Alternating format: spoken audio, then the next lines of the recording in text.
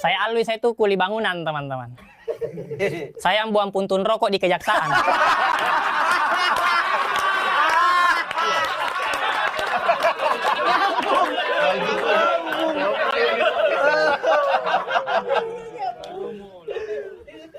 Saya itu jadi kuli karena di keluarga saya kuli bangunannya sudah jadi dinasti.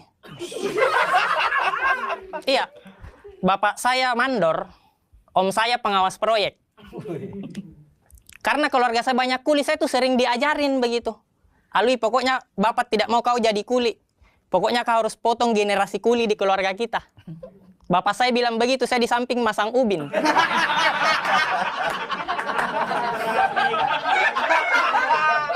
Tidak dipaksa sih, tapi dilatih. Tenang nak, nanti bapak bukain jalan. Kebetulan pengawas paman kamu kok. Mungkin situasi seperti itu teman-teman pernah terjadi di keluarga politisi. Mungkin ya, mungkin. Mungkin ada bapak-bapak bilang sama anaknya, nak, pokoknya bapak tidak mau kau jadi politisi. Kau fokus jual pisang saja.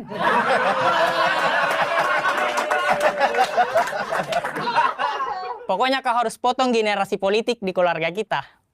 Bapaknya bilang begitu, anaknya di samping jadi cawapres. Tenang nak, nanti bapak bukain jalan. Kebetulan pengawas paman kamu kok. Mungkin ya. Cawapres Uganda. Bicara masalah kasus, teman-teman, ada banyak banget kasus di sosmed itu saling hujat cuma karena berbeda pandangan politik. Ya maksud saya orang yang merasa dirinya pintar berpolitik, kenapa tidak ambil contoh ke kuli deh? Kuli bangunan kalau kerja, baju partainya beda-beda, tapi akur bikin rumah loh. Iya kan?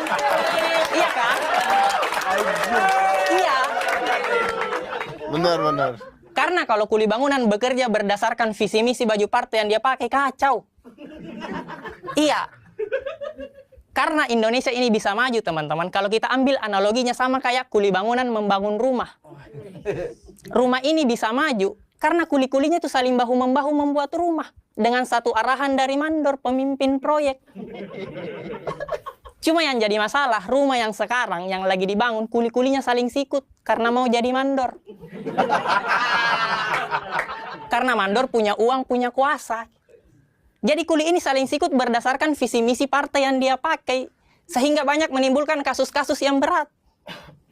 Ada kuli bangunan baru 2 tahun jadi kuli, masih muda banget, pengalaman minim, tiba-tiba mau jadi mandor. Iya.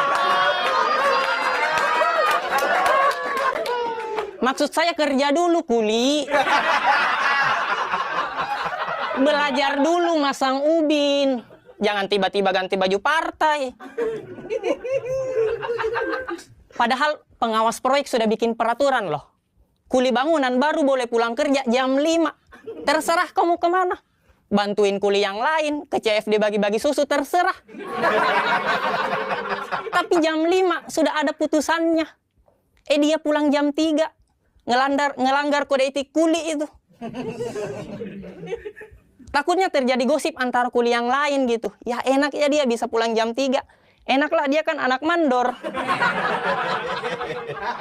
Iya sih anak mandor, tapi masa tidak ditegur sama pengawas proyek? Lah dia kan pamannya. Kuli bangunan. Ini kisah nyata ya di proyek. Proyek Indonesia Maju.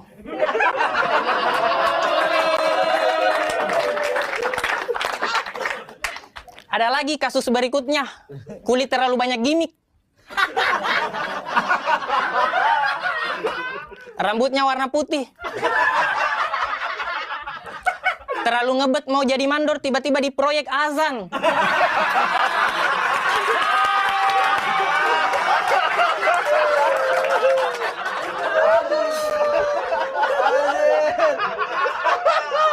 Kau kan mau jadi mandor ya, kenapa azan?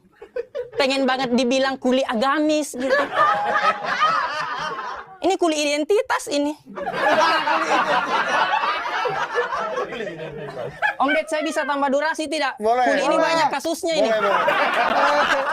Banyak kasusnya. Tiba-tiba agamis, terakhir dia tiba-tiba di proyek nonton bokep. Kita kan bingung lihatnya ya. Yang paling parah, paling viral, dia pernah melarang anak muda main bola di lingkungan proyek. Padahal anak muda sudah mau main bola di lingkungan proyek, tapi dilarang, akhirnya batal. Anak muda kan mau main bola ya dikasih bola, Pak, jangan dikubur mimpinya. Iya kan? Anak muda kan mau main bola ya karena mau ngangkat piala, bukan mau hidup terjamin karena diangkat karyawan. Iya kan? Ada lagi kuli bangunan. Disuruh sama pemilik rumah ngurusin ruang tamu. Di mana kita tahu ruang tamu adalah ibu kota dari sebuah rumah. Karena tamu datang di situ.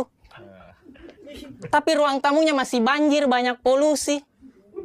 Kita sih tidak masalah karena kuli ya wajar, ada kekurangannya kan. Cuma yang jadi masalah di saat dia mau jadi mandor, dia tiba-tiba menjanjikan kemerdekaan bagi rumah yang lain. Kita tidak percaya.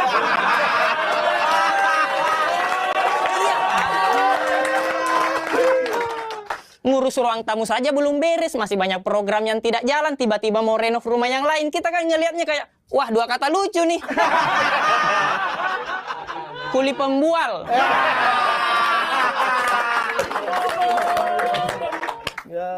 Terakhir dia bukan kuli, teman-teman. Dia cuma ada di lingkungan proyek. Cuma ibu-ibu kantin.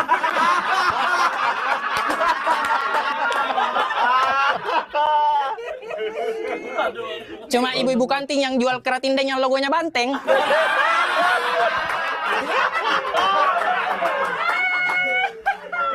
Merasa dirinya punya kuasa karena dia anak mandor yang pertama.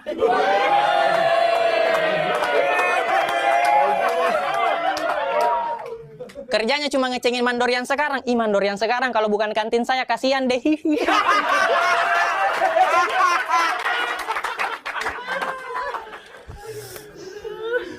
Tapi ini bukan tentang mandor, teman-teman.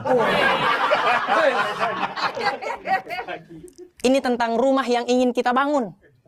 Rumah yang sejahtera, bebas dari korupsi. Karena percuma punya mandor gelar insinyur, etos kerja yang tinggi. Sampai turun ke gorong-gorong. Kalau mau kerja, izin dulu ke ibu kantin. Saya malah kasihan sama mandor pertama, pencetus pembangunan proyek. Dia pernah bilang, perjuangan saya tidaklah berat karena melawan kontraktor dari luar.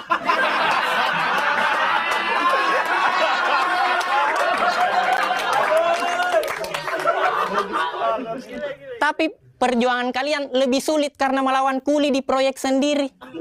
Secara tidak langsung, mandor yang pertama nyindir anaknya sendiri. Sama cucunya juga.